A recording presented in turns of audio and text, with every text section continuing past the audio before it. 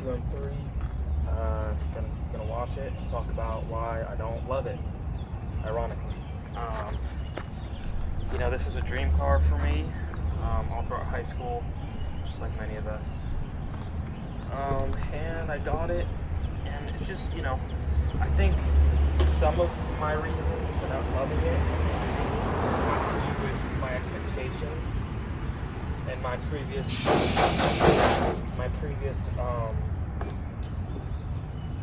experiences with other cars. But I think some of my other reasonings are kind of maybe universal, and maybe for some of you guys looking to buy this car, you might kind of share this opinion with me.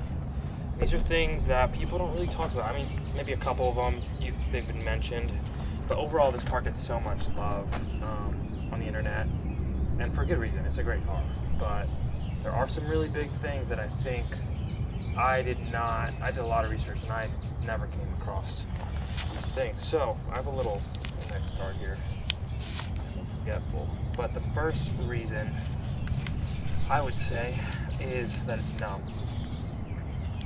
And I know a lot of people, disagree with me on that one, but it's numb. It is.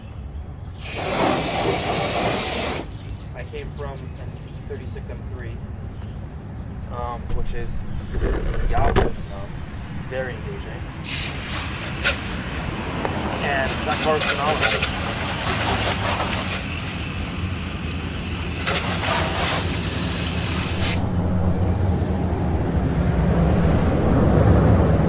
That car was phenomenal. I'm going to just hold this with me, actually, the microphone. It was phenomenal. And, in terms of feel, you just felt everything.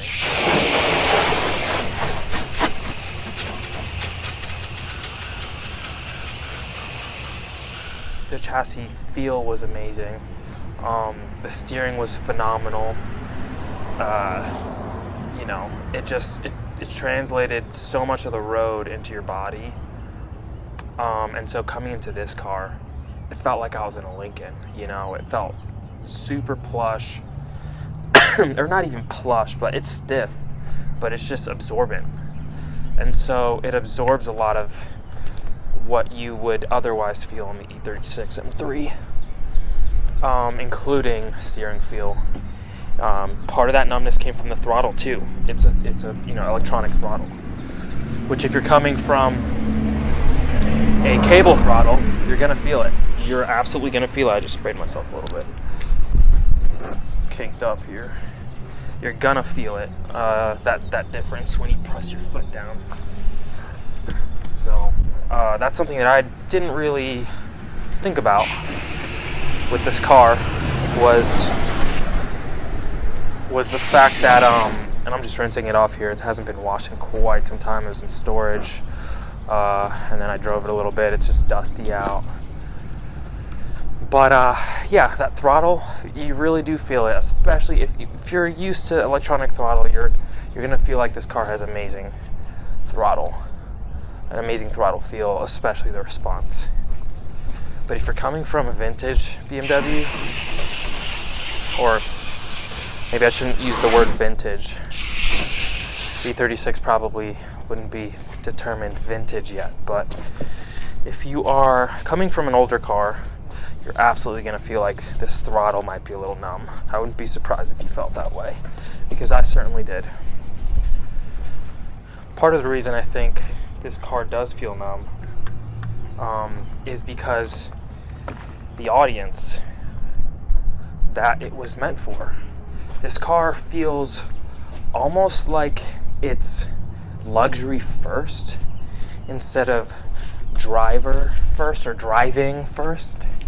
So it kind of has this sense about it that feels like it's meant to be comfortable and then meant to be a sports car. And it does that really well. I mean, if you have one car only, if you're only able to have one car, it really is an amazing performer at both. But you absolutely lose a little bit of something when you have to compromise, and you probably have heard that before. That compromise falls for me. It kind of translates into basically a boring ride before 5,000 RPM. Once you kind of get past that 5K, the car, maybe 4K, the car is incredible. Like, it's just, you know, it's what you would want an M car to be. 4 or 5K, oh, I'm missing a step here. Before 5K,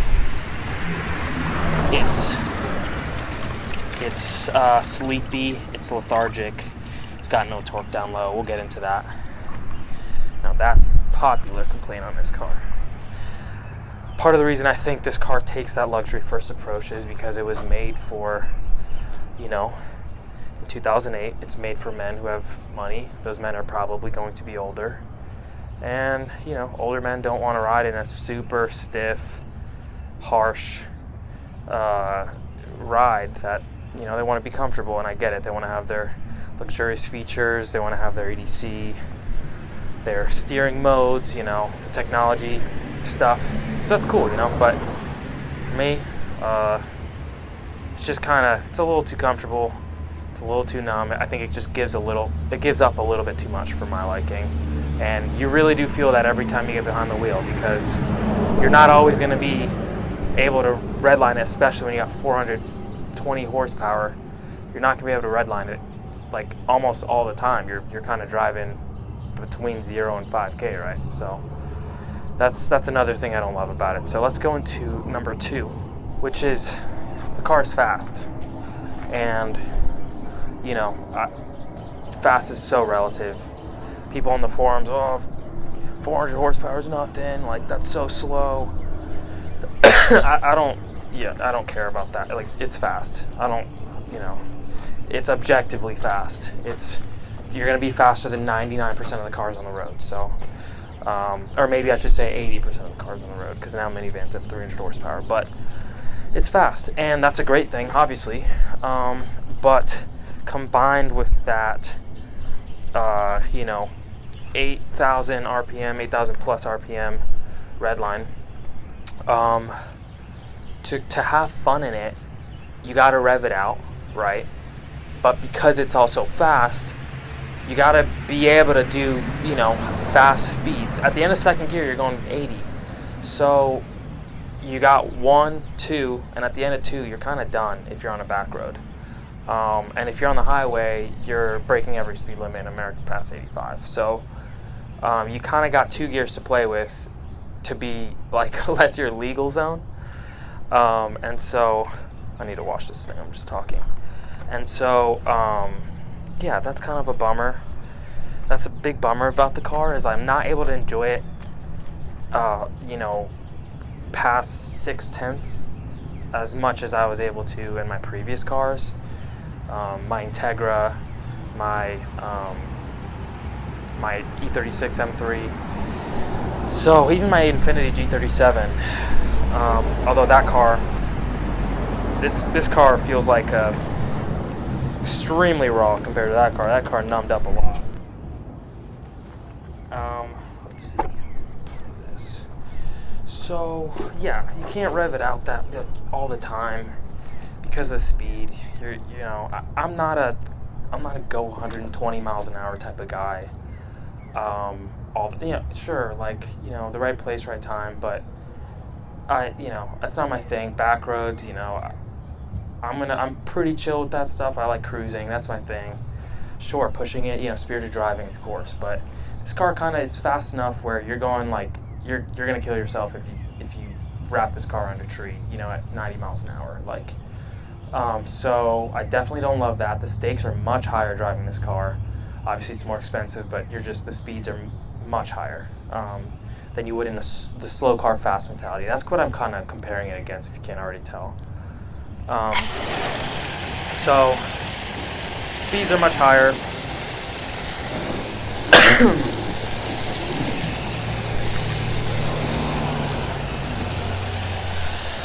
And yeah, so I just happen to prefer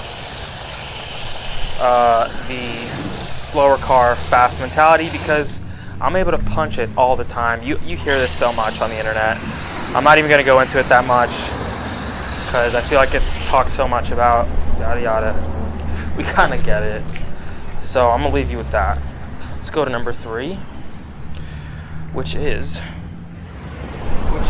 what I already kind of talked about, the power delivery, but more specifically the lack of low end torque. It is a problem for me, at least. To pass them on the highway, you realistically need to drop down a gear or 2, especially if you're trying to do it relatively quickly. You're gonna have to drop down a gear or 2, and it just sucks. You're getting V8 gas mileage, and you're expecting V8, characteristics, but you're getting straight four, 4-cylinder characteristics. Now, like I said before, you got to rev it out. Once you rev it out, you're golden. Things will pull for days. It's got a bunch of power. It's kind of crazy that, this thing has an Alpine MSS Stage 2 tune on it. It's catless, modded exhaust, stuff like that. So it's got a little bit more power. Well, pretty substantial amount of more power and torque, specifically down low. Or at least that's what we're told. So it does have more torque, but even still, it's it's just a little. It does affect my E91 right there. Has a lot more torque down low, and I know people think I'm crazy for that. I posted it on my Instagram that my E91 has better steering feel, more torque. Down low, obviously, has way less torque overall, but power delivery is huge. I kind of think it's everything, The E36 has way more torque down low. It feels that way. On a graph, it's, what does it matter?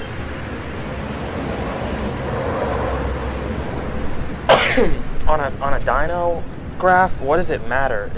What matters is what it feels like, unless you're on the track. So that's what I'm concerned with. It's how does it feel? So,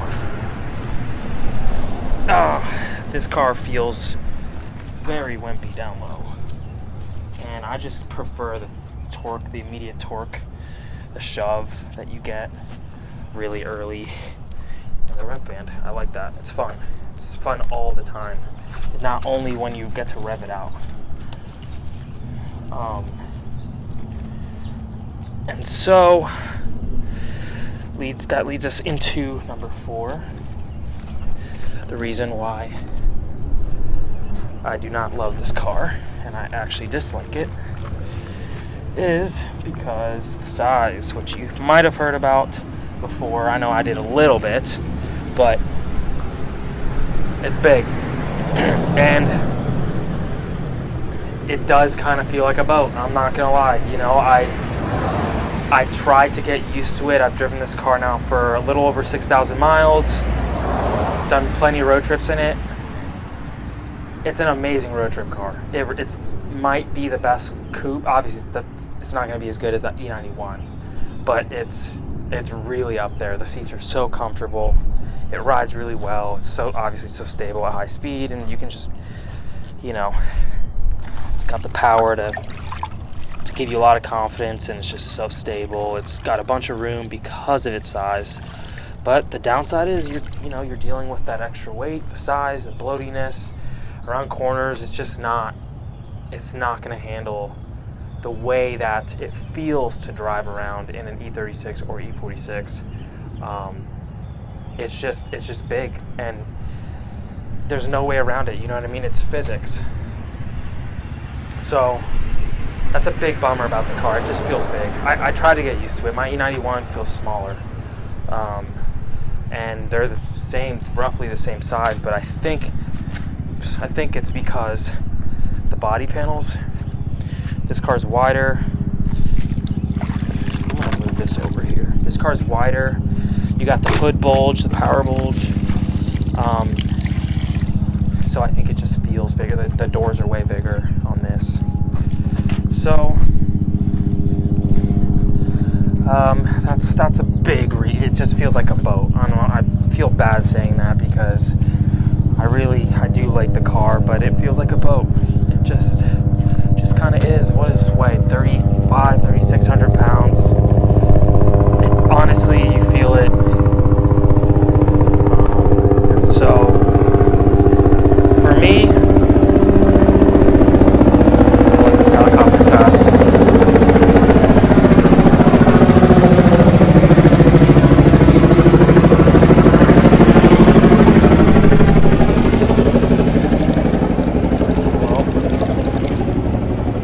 I just messed up my buckets. So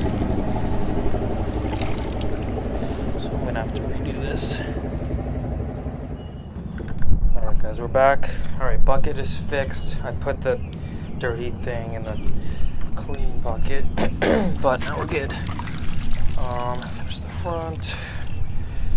This car is dirty, by the way. But anyways, we finished the bucket. We got the bucket fixed. What was I saying? The size. Yeah, it's just big. It's just a boat. And yeah.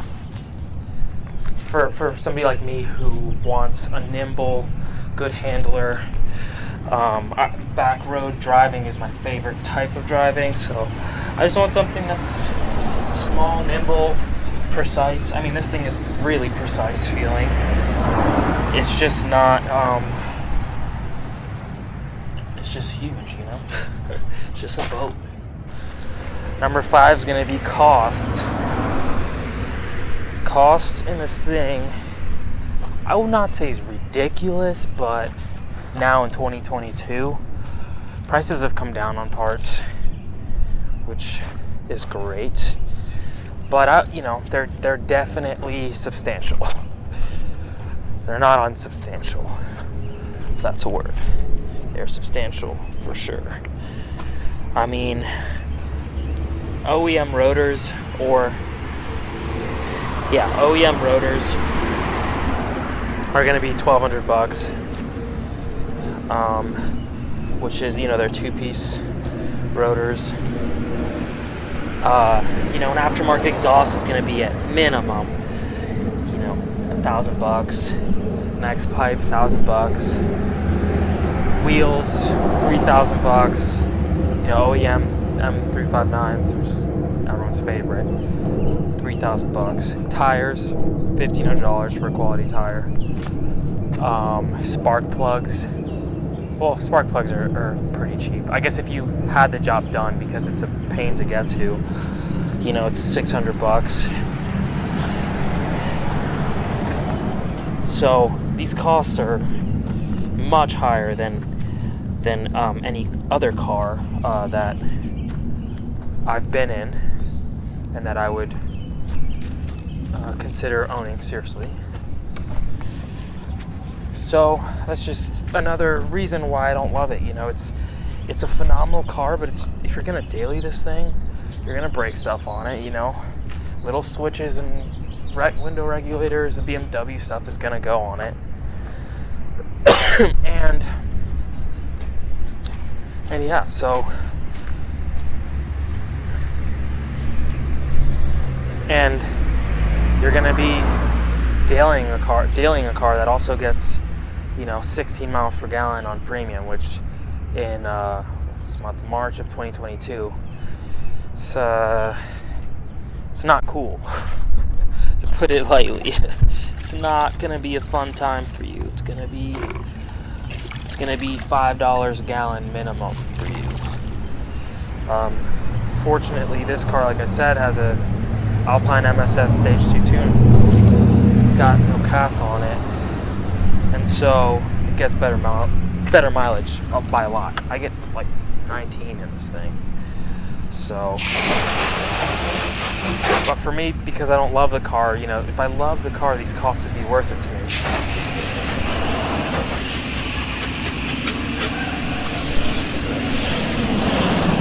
We got traffic here. I decided to film at the busiest time of day.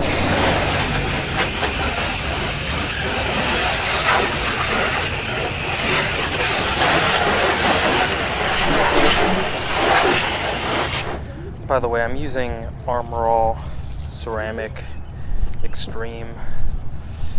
It's alright. I mean, I wouldn't recommend it per se. It's just okay. I left all my stuff at parents' house. All the stuff I like to use, and I've been trying out a lot of Griot's Garage stuff.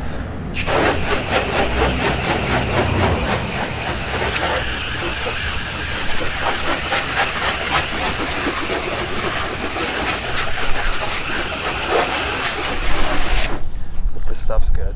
It's okay. This stuff's okay. It gets the job done. But I'd like to dive in more and especially when I have a car that I'm like really stoked about.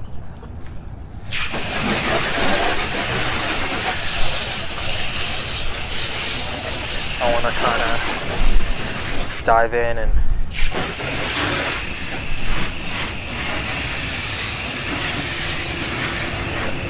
up the gear. Although I don't want to, I'm not here to spend money on things that I don't need to be spending money on. I'm frugal, I try to be wise with money. Of course, we can't be married to money. Money comes and goes, it's an item, it doesn't make us happy. Brings us, temporary joy, but not lasting happiness, so. This money mindset, money on my mind mindset, I think is toxic.